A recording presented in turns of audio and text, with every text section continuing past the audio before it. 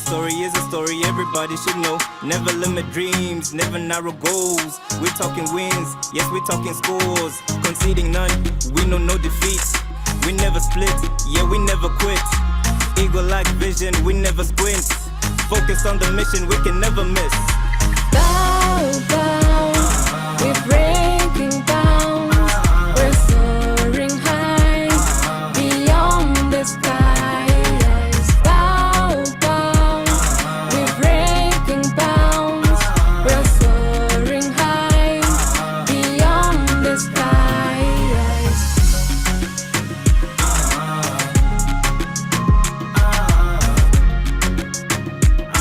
Beyond the skies.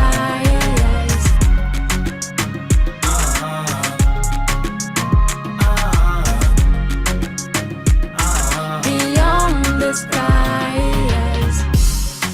Beyond the skies, you and I were breaking bounds, breaking bounds. Beyond the skies, you and I were breaking bounds on Baobab. Hello, everyone. I hope you can all hear me clearly. My name is Melvin Muna. I'm from Kenya, and I will be your host for today. Thank you so much to everyone who's made the time to join us for this amazing webinar. We have an amazing session for you, where we hope you learn as much as you can about remote work and get to meet and interact with our guest speakers who are doing so well when it comes to remote work. So I will share my screen so that we can start today's session. But before I do that, I'd like to inform you that we have live French interpretation for this session. So if you're comfortable, if you're comfortable in English, please remain on the main channel. But if you're comfortable in French, navigate to the bottom of the screen, that globe sign, written interpretation, click on that and move to the French interpretation. So if you're comfortable in English, stay in the main channel, but if you're comfortable in French, move over to French live interpretation. And I also want to inform you that this webinar is also part of our Remote Opportunities Challenge. So where one person will be selected to receive mentorship on how to succeed on remote work from myself. And to get this opportunity, we'll have a quiz at the end of this session, and your performance in that quiz will play a part in determining who eventually wins this opportunity. So the quiz, let me give you let me steal this for you. So the quiz will be based on the experiences of our guest speaker. We have two amazing guest speakers for this session, and what they share, their experiences, the quiz is based on that. So if you want to do well in the quiz, you'll have to listen keenly. You'll have to pay attention to what our guest speakers are saying and use that information to excel in the quiz. So I can see people are joining from all over Africa. We have some from Ghana, from Kenya. Thank you so much for joining us from Burkina Faso, Helena from Ivory Coast. And hope you learn as much as you can about remote work from this webinar. So let me share my screen so that you can begin today's session. I hope you can all see my screen. So today's session is on remote work reflections from Mastercard Foundation alumni. I will be your host for today's session. My name is Melvin Muna, for those who are meeting me from the first time. I'm from Kenya, and I am a remote work specialist and consultant. I've been working remotely since 2016 when I was in campus, and I still do it today. I have achieved so much by working remotely. And besides working remotely, I'm also the founder and CEO of Melmax Farmfresh, a social enterprise that grows high quality fresh vegetables for the local and export market. And I also train smallholder farmers in my community on sustainable agriculture. And the funds I used to start this enterprise, I acquired it by working remotely. So through remote work, I've achieved so much. I've been able to do so much with my experiences and my earnings as a remote worker, and I'd like to share this knowledge with as many people as I can through these sessions. So let's get started with our session today. Today, we are going to dive into the real world experiences of Mastercard Foundation alumni who work remotely so that they can share their experiences and the secrets to unlocking success when working remotely.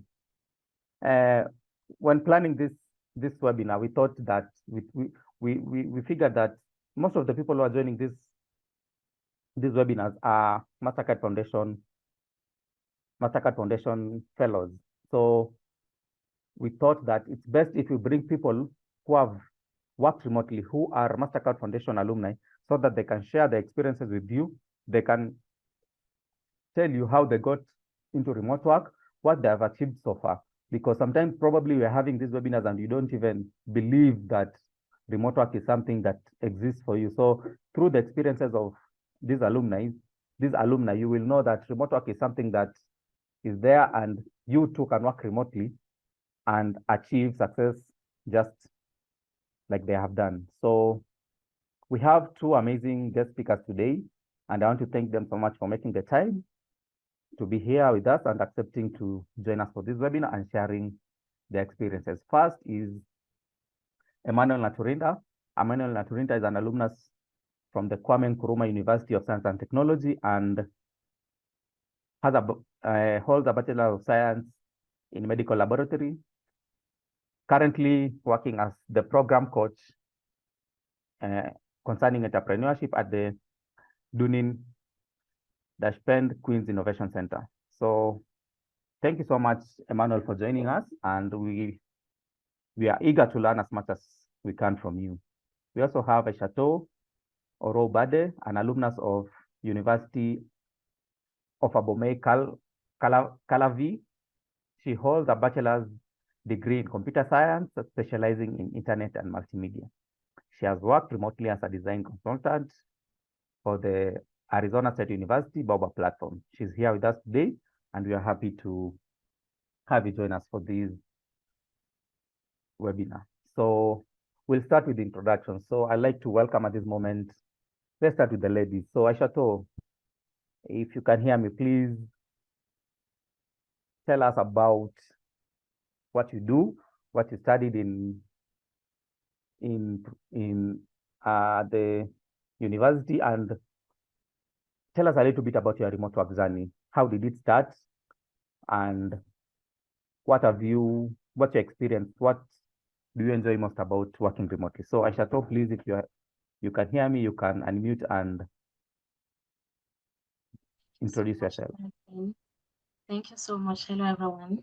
I'm Aishato. I'm from Benin, from University of Abomey Calavi. I got my degree in computer science with specialization in internet and multimedia. And since I was in third year of university, I got the opportunity to work with the Baobab team as designer. And I was working especially in the design of graphics for the French courses in the Baobab platform.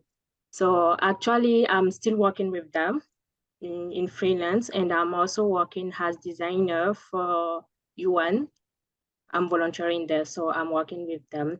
And I also had the opportunity to work with other organizations and enterprise in the world, working mostly in health domain and also law domain. So yeah, that's what I can say about me. Thank you. Thanks so much, Aishato, for that. Seems you're doing such amazing work, and we are eagerly anticipating to hear more from you. So Emmanuel, if you can hear me, please introduce yourself, what you do, where you studied, and how you got yourself into remote work. Yeah, all right. Thank you so much, Melvin.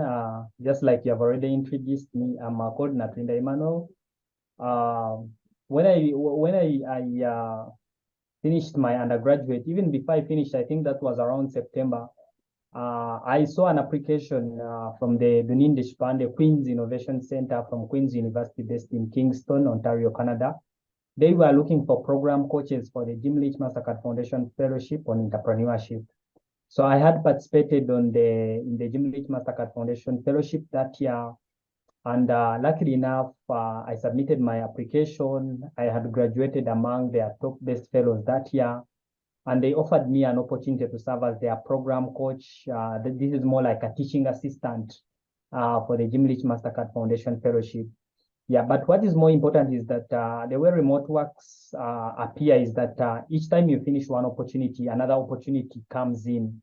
So as I finished one opportunity, even when I'm still in one, I've gotten opportunities to work on both formal and non-formal gigs, conducting remote research interviews with different consultants companies in Asia, in UK, and in the United States.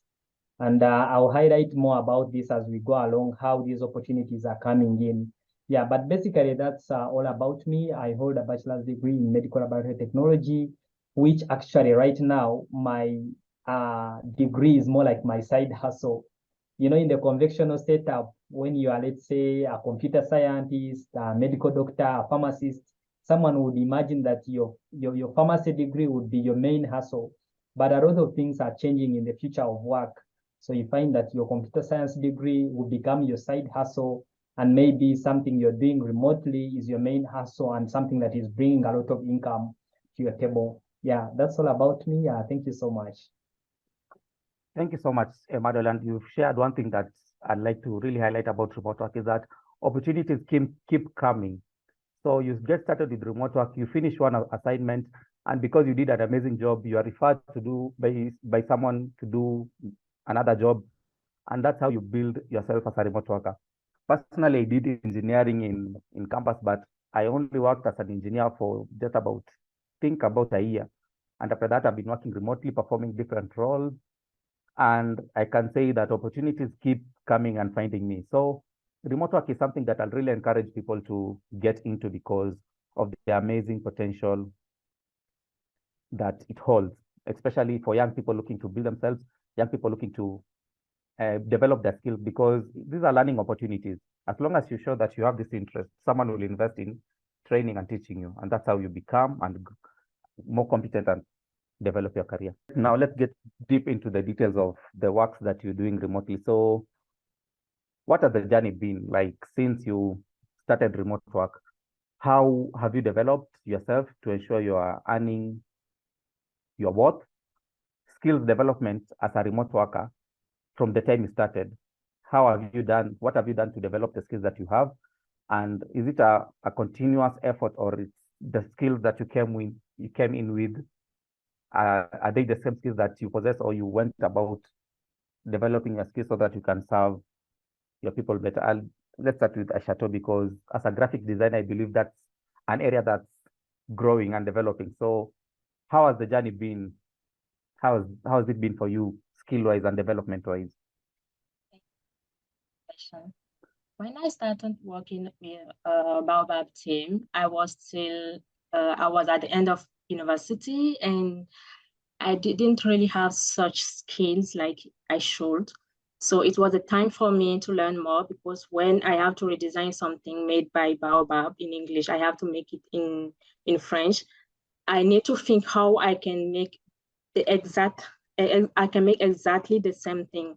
So that make me go and learn on internet. I spend all my time on YouTube and Google. So I will go on Google and YouTube, see how I can do things differently. And every day I learn, even if I am not ready to learn, I learn. I don't have a choice, because in our domain, everything is changing every day. So you need to be every time online, on Google, on YouTube, every social media, and share what's new in your area. So that's what the way I learn more in the design field.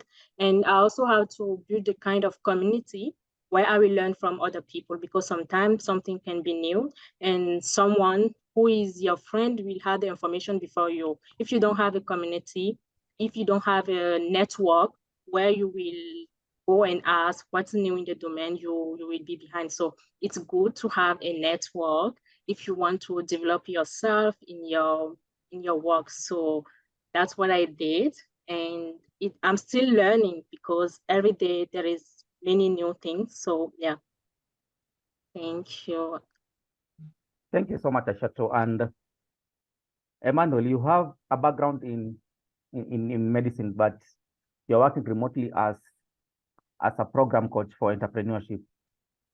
Some people think that how is that even possible? Can you share a little bit about that? Yeah, all right. Thank you so much, Melvin. Now, for my case, I would say like it was really challenging because just like you mentioned, my background in medical sciences, somehow I'm used to studying a human body, studying drugs. Now, adjusting to learn more about what Ashiyato does, like graphic designing, social media marketing. Even I remember I was joking with one of my supervisors. I didn't even know how to schedule a Zoom call, like to send calendar invites. Like it was really a challenging journey. But what I can say is that I'm one person who is really coachable. And this is something that I would pass on to everyone who is on the call. Be coachable, be ready to learn. Because when I got this opportunity as a program coach for Queen's University, the first thing I told them is that I don't know much, because what I knew was about maybe drawing blood from individuals, doing some tests, maybe doing those things which are medical related. I didn't know how to set meetings and all that, but I told them, I don't know this. Can you teach me? And they were willing to teach me. And I was also willing to learn. I was teachable and coachable. So I learned how to set meetings. I learned how to send calendar invites. I learned how to use, there is an app called Calendly whereby people can book your office hours.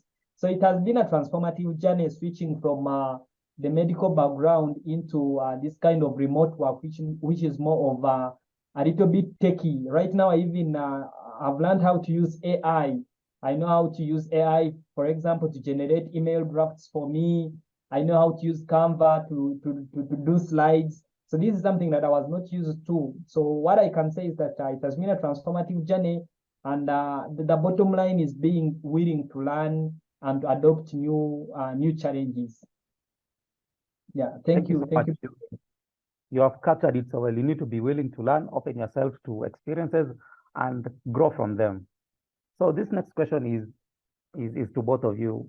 Let's continue with Emmanuel, since you're already here. So what do you enjoy most about working remotely? What do you find most enjoyable?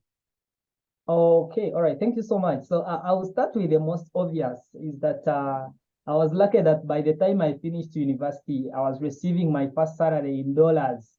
And for most of us who are based in Africa, you know what it means when your first payment comes in dollars. When you convert it, it's some good amount of money. So that's the first thing I liked, is that the pay was well.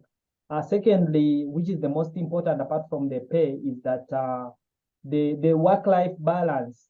I wish I could show you like my home office. At least like I have some flexibility. I can wake up at night and maybe do some work on my computer, reply to some emails.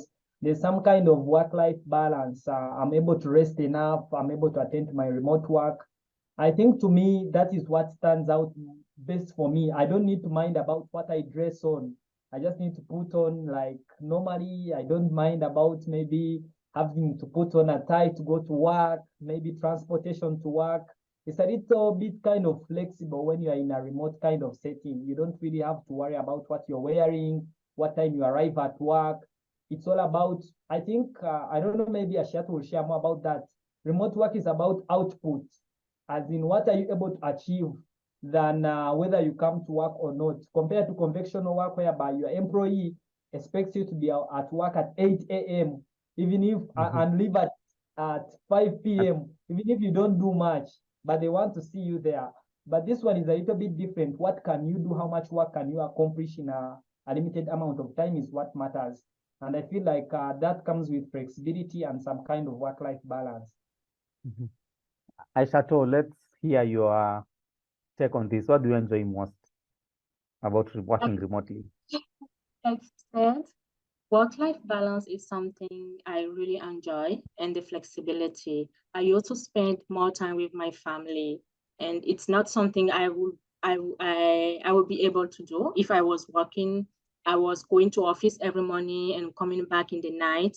I won't have time to prepare something for the family. I won't have time to eat or to cook something great to eat. And that can make me sick because I will eat everything every time at the bad time. And that's not good. But with remote work, I have this flexibility. Anytime I want to eat, I will eat. And yeah, I spend time with my family, and that's the most important thing when you are in life. So yeah, I love working remotely because of that.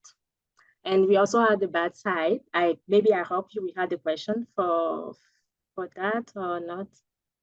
Pardon, come again. The bad side of Oh, remote. yeah, please, you can share more about that. What do you Okay, hate most about remote work then? Yeah. okay, okay. The bad side is I took a lot of weight. Yes, I became fat because I didn't have time to walk. I used to be every time in my room. So that's the bad side. You need to go out. Yes, you want to spend time with your family, but you also need to go out, um, meet your friends, go to sports, walk in the night. Yeah. So that's what I want to share with people about the bad side of remote work. Yeah, thank you so much, Aishato. Emmanuel, do you want to jump in on that? The challenges of working remotely? Yeah. Yeah. Maybe before I jump in the challenge, I realized I skipped something. Part of the advantages of remote work is that I've been able to have ample time to also volunteer. For those who have known me for quite long, they know that I'm really passionate about healthcare. So one of my actually where I work outside remote work, where I volunteer from, was asking me, "You have been here for 9 months. We don't pay you, but you work every day. You show up with the same amount of energy." I'm telling them it's all about impact, but I feel like it's more attributed to remote work because I'm gaining some income somewhere. So I have ample time to volunteer and do something tangible. So that's another advantage I had forgotten. Then with regards to maybe the setbacks, I'll respond to what Ashiatu had already talked about, is that personally, I developed a working routine. To be honest, remote work can make you sedentary. You can spend the whole day in your room. You can even decide to be watching movies. Maybe for those of you who love playing games, you can be watching movies, playing games, because the only thing you need to do is keep switching on your computer, then switching on what you are doing for leisure. So the way I've managed to somehow combat that challenge is that I wake up every day at 5 a.m. and it's a habit I built even when I was at KNUST. And at 5 a.m. I go and do exercises. I'm one person who likes being active, and when I stay in one place for so long, I feel depressed. So I do exercises in the morning. I also do exercises in the evening. And I feel like it has worked for me. It has prevented me from being too sedentary, because my hospital work stops at on Thursday. So if I wasn't really doing exercise, it means from Thursday, Friday, Saturday, Sunday, almost 4 days in a week, I'll just be closed in my house indoors. And I would also probably be adding weight and fat like Yeah. Ashiatu. All right. And can you say that because of remote work, you're always seated, you're always in your computer? Can you say, like, being responsible and really taking charge of your physical and mental health is something that you need to succeed remotely? Yeah, personally, I think it's something you really need, because I don't know. Sometimes I don't want really to think the way I approach things may work for others, but I really believe that exercise, somehow there is a way it triggers your mind. When you do some push-ups, when you do run around, you refresh, because this remote work, sitting on a computer and maybe responding to people on Zoom and all that, it's not something that would really work for me from morning to evening. I really want to walk out, observe nature, run around, and then when I come back, somehow I've recharged. I like to call it recharging, just like we recharge our phones. We need sometimes to recharge our energies. So this is something that I see that it's more of a shortcut to recharging your energies. Yeah, thank you so much for that. So let's move on to our next question. We've done the benefits of working remotely. So yeah, let's take a look at how to find remote jobs. How to find remote jobs. This is one of the questions that I keep getting every other day, every other day. How do you find remote opportunities? Which strategies can you recommend for people who are looking to work remotely? Where can they get them? And what do they need to do to position themselves to attract and take advantages of this opportunity? Aishato. Thank you so much for the question. We all know that if you are looking for a job, the first place you have to go is on Baobab. There is so many opportunity on Baobab. You can have an office job and you can also have freelance job. One thing that is really important in my domain in the design field is the portfolio. If you want to attract people with your work, you need to make a very beautiful portfolio. So it's something that will give you one plus when you apply for remote work, because people will see that you did something great. They will have more confidence on giving you another task. So it's something really important. If you have it, you can apply in Indeed, LinkedIn, and Fiverr for designer. So something that's really important is portfolio. You can make a website if you have the opportunity to do so. If not, you can create it with Behance, Adobe Behance. You will just click on behance.net. You will see many people had a portfolio there. So you can go and take inspiration there and create your own using your own design style. And yeah, that's something really important if you want to get job in design. Thank you. Emmanuel, what's your take on this? How do you find remote opportunities and what strategies can you advise people to use to find these opportunities? All right, thank you, Melvin and Ashiatu. Yeah, so I'll build on what Ashiatu has said. For me, what has worked for me so far is leveraging professional networks. I remember, I'll give a live example. I have a colleague right now, he's at University of Toronto. He's called Nicholas Ajebe. He recommended, someone was doing a research in Uganda and the person was in India. And he contacted someone in Ghana. And because Nicholas felt like I have the necessary skills and to do this research, he recommended me for the job. So the point I'm trying to make here is that leverage your professional networks. Let your professional networks know that you are available for remote work, and let them know your skill set. Ladies and gentlemen, like gone are the days whereby we used to keep our certificates under our beds. These days, the world is global. Your certificates don't have to be on your bed, under your bed, or in your certificate holder. Post them on LinkedIn. Let people know what kind of skill set you have, such that these professional networks can easily recommend you when opportunities arise. Building on that point of also leveraging professional networks, in January, like I was telling you, Melvin, previously, I'll be starting my alumni in residence fellowship with the Baobab team at Arizona State University.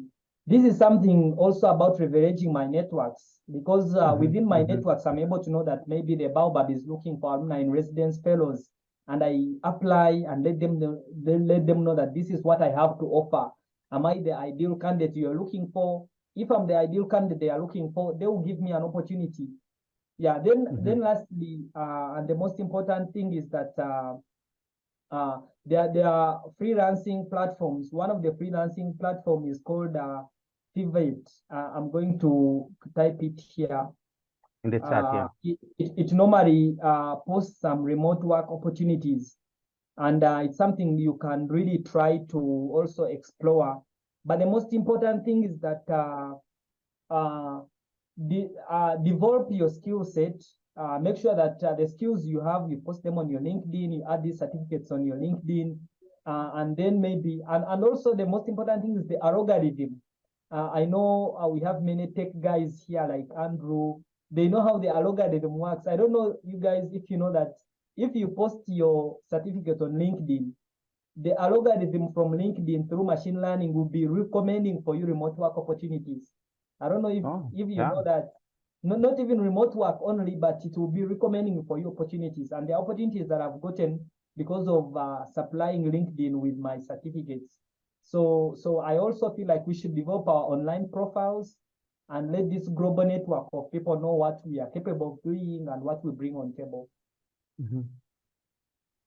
Thank you so much, Emmanuel. And the two of you have shared something that I really found I found really helpful, because we are all, most of us are Africans in this chat, and one of the things that stands out in our African culture or nature is that people in positions give jobs to people they know. So they may not even be qualified, they may not even have the skills, but they're getting the jobs. And you who have the skills, who doesn't know someone in a certain office, you may not get these jobs. And you've talked about skills, like the remote work setting is all about the skills that you have. People will judge you based on the skills that you have. And I should say that create a portfolio where you can advertise this, you can show the world what you can do, Emma said, and publish yourself online and take yourself as far as you can. It's liberating to know that you don't have to know someone to get a job. As long as you have the skills, the remote work empire will be something that you can tap into to get a job. So if you're really struggling to get a job where you are because of the local dynamics in your country, remote work offers you that escape. And this is a place where you can earn in dollars, you can earn in euros, and there's so much for you to gain by working remotely. So still on this issue of finding jobs, I have a few questions from participants. They send them in advance. So this question, the first question, I'll direct it to Aishato. So someone is asking, how can a non-citizen apply for remote jobs successfully and win just like actual residents or citizens? So let me give some context about this question. The person is asking, like, she believes like most of the jobs are from international organizations. So how can I, who is not a member or a citizen in this country, get a remote opportunity? So Aishato, can you share with us, because one, you are in Geneva, how do you get jobs in the same way as non-residents? One thing we need to know in design is they don't care about where you are, from from which country you are. They care about your skills. If you know how to sell yourself, you will get any opportunity you want. And the way you present yourself, the way you sell yourself on internet is really important. You need to have a kind of community, a kind of people who can say, yes, this person is good in this thing. You can hire this person. If you have like 3 persons in your area who can say that, it's okay. You can apply to every kind of job in the world. You just need to show people that you know what you are doing and you know how to do it. And you need to have some people who can say, yes, the person is doing the job very nice. So I think taking your country or taking your country has a barrier in design is not, I don't think it's a good thing. It could not be something that will put you behind. No, if you see opportunity and you know that you can have it because you have the skills, just apply. But one other thing is, sometimes for some job, they used to ask for the eligibility to work in the country. If you don't have the eligibility to work in this country, don't, or they won't take you. But you can try. Yeah. But me, I've tried many times, but I never get feedback from people. So it's better for you to not go there because they are not ready to sponsor you for visa, even if you are working remotely. Because sometimes if you want to work remotely in one country, they need to confirm that you are eligible. You had the eligibility to work in this country. It's most of time for US and Canada. But for other country, I think most of time they just ask you to be to be 3 hours ahead or 3 hours behind for working with them remotely. So don't take it like, I would suggest to not take your country, your citizenship has barrier for work opportunity. I don't know if I respond correctly to the question. Yeah, you have done that's exactly what you need to know. Like, it's your skills that matter. It's not where you're from. So don't be afraid to go after jobs just because you're not a citizen or of the country that where that job is based. So Emmanuel, there's a question here from Juliet from Uganda, and I feel this is a question that you can best respond to. So Juliet is asking, how best in Uganda can I get a remote job? What are the requirements for one to get a remote job in Uganda? Emmanuel. Okay, this is a very good question. One thing I can say is that when you're thinking about remote job, don't think about your boundaries. Don't think about where you're located, because the mindset is also important. When your mindset is starting to think about remote jobs, you're not thinking locally. Right now, You're I'm thinking based in globally. Uganda. I'm working with a university in Kingston in Canada. I'm working with a university in Arizona State in the United States. I'm working with a consultant firm in India. So one thing I want, Melvin, I think you will help me put emphasis on that. People should stop thinking that I'm looking for a remote job in Uganda. Maybe when I'm in the northern part of Uganda, I can get a remote job in Kampala, which is in the central. That's not how it works. Remote work is opening you to the global world, because right now we are trying to remove barriers and boundaries. Ashiatu may be based in Benin, but she can work in Geneva, she can work in United States. So your mindset should not be constricted on how do I get a remote job in Uganda. No, the mindset should be how do I get a remote job globally, wherever the job will be. So that should be the mindset. And then how do I develop the skill set to compete favorably, to qualify for a remote job in India, in Canada, in China, wherever it will be. But for preparing yourself to get a remote job in Uganda, even jobs offline may not really be available. How about a remote job? So the mindset should be global, looking outside boundaries, outside your country. And I feel like that's the mindset that I want all remote workers to start to cultivate. How do I work remotely based on where I am? I'm in Uganda, I can work in Malawi, I can work in Botswana, I can work in Egypt, I can work in United States, I can work in Canada. Yeah, thank you so much, Emmanuel. It's a very nice answer, and someone in the chat has captured it nicely. Have a global mindset. Yeah, so let's proceed with our question. So I think this question, you've answered it in our discussions already, like the perspective. Maybe you can touch briefly on it. What is, from your perspective, what does the future of remote work hold for the African youth? And how can they position themselves to take advantages of these opportunities? Just briefly, let's start with you, Emma. The future of remote work and how youths can position themselves to take advantages of these opportunities. Right. Thank you so much, Melvin. So in brief, what I can say is that we are lucky that now the world is more like a global village. The boundaries have been removed. You can be able to use internet, use AI, use other tools to work outside your home country. And this is not magic. I mean, Emma, I have most of people whom I studied with at KNUST. I'm sure they can watch me, what I'm doing.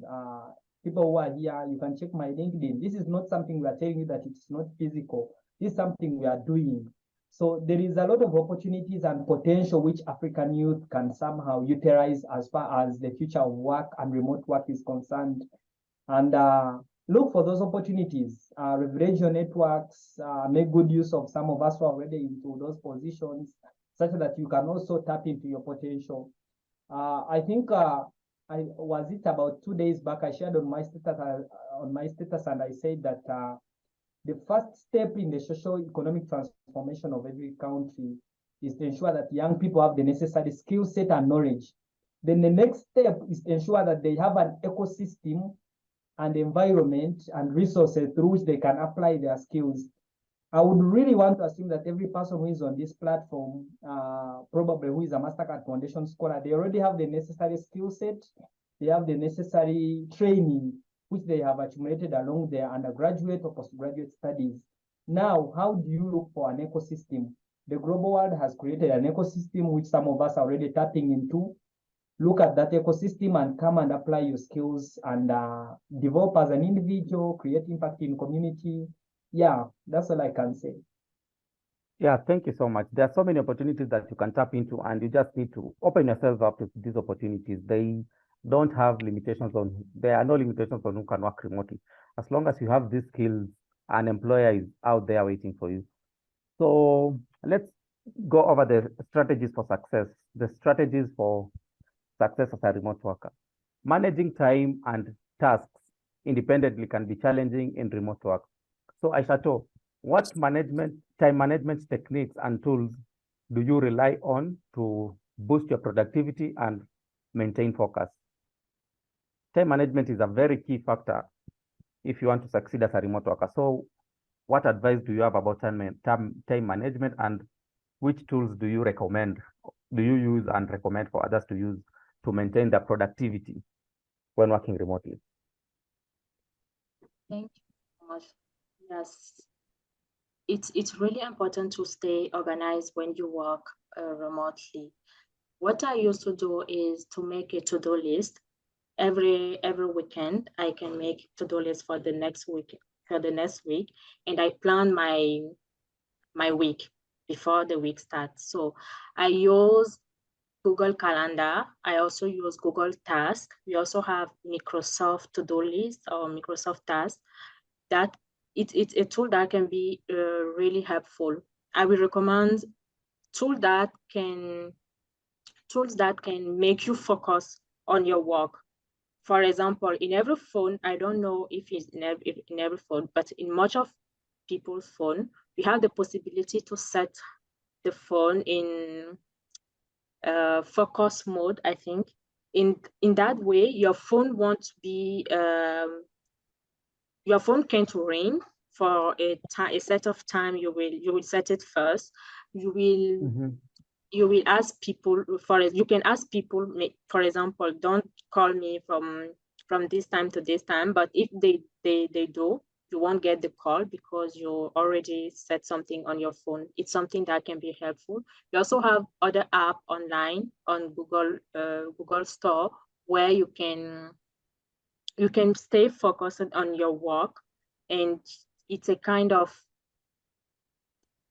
music it's going on, a kind of concentration music it's going on, and anything can stop your work. I forgot the name of the app, but it's something I used once, but I stopped using it because now I'm working in hybrid mode, so I don't used to stay every day at home. So something that's really important is to make a to-do list, a calendar. And for your calendar, you can simply use Google Calendar and set a reminder, 30 minutes, 5 minutes, 15 minutes for every task. And that will be very helpful if you want to stay productive. Thank you. Thank you, Shato. Those are very wise words. And you've mentioned something that you're currently working in a hybrid model. So I also work in a hybrid model. I think Emma also works in a hybrid model. So you work in a traditional office, but you have your own assignments where some remote work assignments that you do on the side. So how do you maintain productivity in a hybrid model? And how do you maintain your productivity during this time? Okay. At office, we have a schedule. We have to work on the same project when you are at home 2 days a week, but you can also take just 1 day. This is for the work I'm doing, but for the other work I'm doing, I used to set my weekend. I work, for example, Baobab work is done every weekend. I know that if there is project for Baobab, I know it's for weekend. And I explain to the team that I will be more productive if I will work on the weekend, because in the week, I feel so busy when I come back from office. And so everything is just planning. If you plan to stay organized, you just have to plan everything you are doing. Yeah, thank you so much. I also planning is also, just you've said, planning is everything. So you need to know this. These are the times I'll be working for these assignments, and when I get home, I'll take a break and I will get started with my remote work assignments from this time. Emmanuel, you have a very interesting hybrid arrangement. You are in the hospital, you're working with companies in the US and Canada. How do you balance your hybrid work, your hybrid work lifestyle? All right, thank you, Melvin. First and foremost, let me see if I can really adjust my settings. I wanted to show you my background. One of the things I did is to buy a board, a whiteboard. And why I bought a whiteboard was that I wanted to ensure that I put my to-do list on a whiteboard, just like Ashiatu was saying. I don't know, but the settings are a little bit confusing me. But what I wanted to show you is that I wanted to show you my whiteboard in the background. And I plan my week before I even finish it. I know I'm going to do this on Wednesday. I'm going to do this on Tuesday. I'm going to do this on Thursday. I'm going to do this on Friday. So it's all about planning, scheduling. And then I would also like to advise colleagues on the call to use to automate, because even if I'm sleeping and I know I have a meeting at 8 p.m. in Ugandan time, because right now it's 8 p.m., my phone will remind me. So there is already technology. I mean, Samsung, Apple, and these other devices have tried to make sure that they put some time-sensitive apps for us. I have an app which reminds me 30 minutes to time whatever meeting I have. So in summary, the way I navigate around this, I have my to-do list, which I write on my walls. I use sticker notes. Some of them are here. I make sure that whatever I'm going to do in this month is already on my sticker notes. When I wake up, I look at my sticker notes. What do I have to do? I look at my whiteboard, which is in the background. How many tasks do I have to achieve this month? And then I also have automated some things. If I have a meeting, I have an app that reminds me. So make use of technology. Technology is here. We can't do away with it, and it's here to serve us. Make those set reminders such that even when you forget, because I understand when you're in hybrid, for example, for me, it's like in the hospital, my mind may be taken away by patients and other things to do in the hospital that I may forget. So I have an app which reminds me that at 7 p.m. in East African time, you are going to meet with Melvin or Ashiatu or Credo. So when I reach home, the first thing I have to do is to ensure that I'm going to prepare my technology to attend to them. Yeah, that's all I can say. Thank you. That's incredible that you have the technology to help you manage your time effectively. You don't have to cram when you're supposed to be meeting someone else. Just use technology and you'll get notifications and reminders that you're supposed to be doing business. So we are getting close to the end, and I'd like to ask this question, though you've touched on it a little bit, but I believe we need to expound more on it. Balancing work and personal life can be challenging in remote work. So how do you maintain a healthy work-life balance, and tips that you have for our participants today, maintaining a fulfilling work-life balance so that your work doesn't take over your life and you can still have time to relax and have fun with your friends and family. Ashato.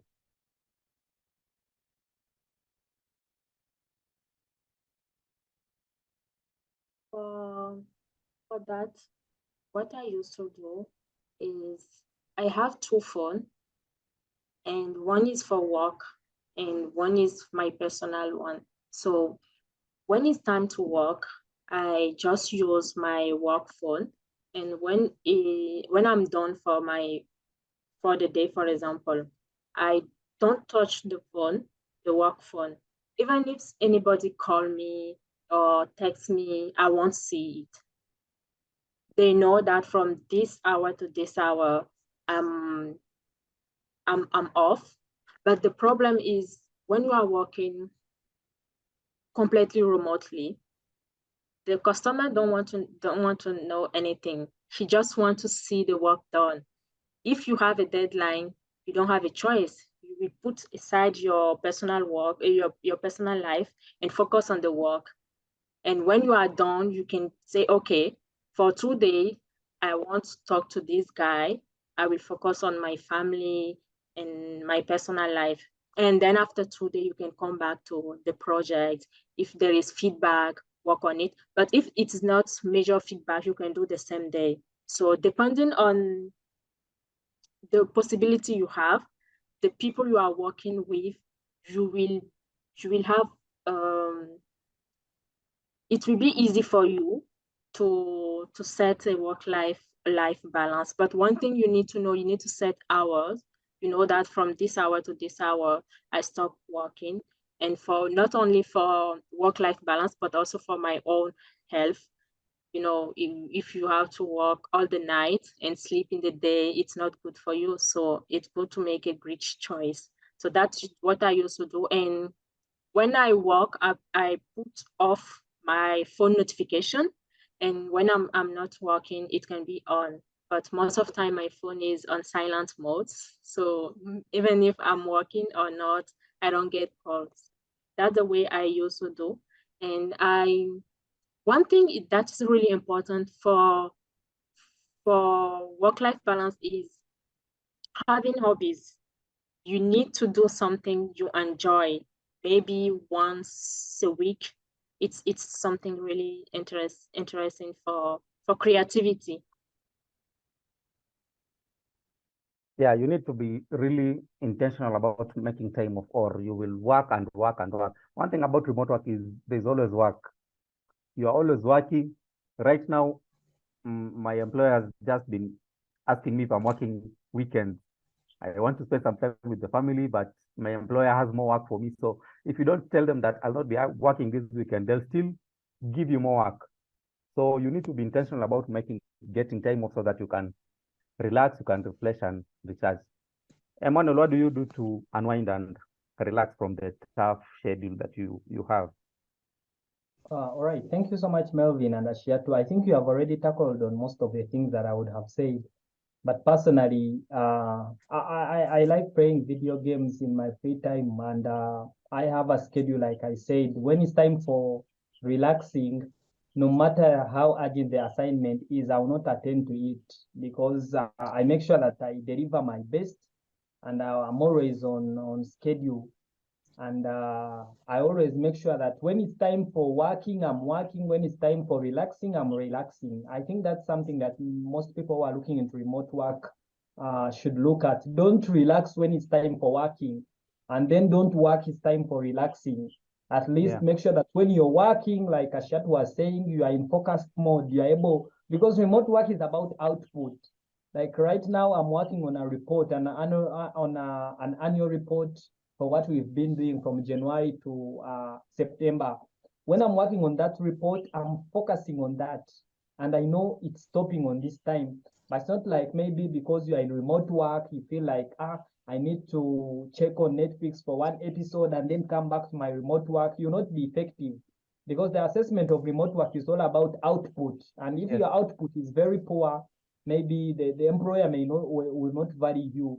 So I play games, I make exercises, and I would also like to advise that when it's time to rest, switch off your computers, your phones, and rest, because it's not really healthy to be here on Zoom meetings, morning to evening. You are putting external lights on your face from morning to midnight. It will affect your mental health, and maybe even the income you're generating may not be beneficial to you as you're trying to kind of combat the effects of that. So try to make sure that you prioritize your work-life balance. It's important. Thank you so much, guys, for your insights. That has been our interview. I hope you guys have learned so much about remote work from these guys. I have personally, and I'm glad that they made the time to be here with us. They have so much to share, and I'd advise you that connect with them on LinkedIn so that you can see the kind of work they're doing and you can get inspiration from the things that they do. So there's one question here in the chat. So if you have any questions, you can Write them in the chat, please. There's one question from Freda. Frida is saying, I love the point about having a portfolio, and I believe part of the technical fit there can be a way to create a portfolio for administrative professionals and other professionals in other fields aside from the CV. So does anyone have an idea on how it can be done? For instance, Excel tables that have been created. So you want to showcase your skills in Excel. Who can answer this? How do you, your administrative roles, how do you share your portfolio? How do you show people that these are my skills in this area? It's tricky Yeah. for administrative tasks. Yeah, please, Aishato. I'm not sure I really got the question. Mm-hmm. Jason is asking how to publish your work. Is that correct? Yeah, how to publish your work, but specifically for someone who is doing administrative jobs, like this person knows how to has skills in Excel. So how do you create a portfolio to showcase your work and experience in Excel? Okay. I think it depends on the administrative work you are doing. You know, on LinkedIn, many people have many ways to show you that they are doing something great, even if it's just something everybody can do. You just have to find the right word to show people that you are doing something. Maybe you are good in writing document, or making the document beautiful in words. It's something normally everybody could do, but it's your skill you want to use to get a remote work. You will have to show to people on social media that you are doing something, and show them that you did something. And that's what I've done. Most of the time, people come to LinkedIn and say, I'm happy to share that I did this, and put a kind of picture of the work they have done. It's something that anybody can see and see, yeah, that's beautiful. I can come to this person for this task specially. If it's administrative work, you just have to find a way to sell it. I don't know if I really understood the question. That's what I can say about it. Yeah, actually, I think you've shared how first someone can really showcase their skills. Use LinkedIn, like especially like if there's a certificate that you've done in this field. I'm happy to have taken this online course in this, to have taken an online course in this subject, and this is what I have learned. So use LinkedIn to share your skills that you've gained, and also if you can describe the skills that you have in the administrative field, that would be great. So I have skills in Excel. I can create tables. I can do complex analysis using this and this. So if you can talk about your skills in detail, because for administrative tasks, it can be somehow difficult. So talk about your skills in details on LinkedIn, and whoever is interested in people with those kind of skills will be able to see those skills. Yeah, so I think now we can go to our quiz. I have not seen any other question in the chat. So we have a quiz. It's based on the experiences of our guest speaker. I want to thank you, Emmanuel. I want to thank you, Chateau, for joining us. You guys are rock stars in the world of remote work, and we have learned so much from you. You are free to leave at this. I don't think you guys are doing the quiz, so you can leave. You are free to leave, but you can also remain if you have the time. But I just want to say thank you for making the time to be with us, and have a blessed remaining part of your day. Yeah, thank you, Melvin, for hosting us. I wish everyone on the call the best wishes. I've shared my LinkedIn profile for those who really want to connect more to discover about the work we do at Queen's University. They are welcome. Have a nice evening, afternoon, or morning, wherever you're based in. Thank you so much, Emma. so much, Benjamin, for having us today. It's an honor for us. And yeah, we are here. If people have any question, they need something, they can contact us on LinkedIn, and we will do what we can to help. Thank you. Thank you so much. Okay, so we are going to do our quiz. And I'd like to ask you that after this quiz, we'll have a survey at the end of the quiz.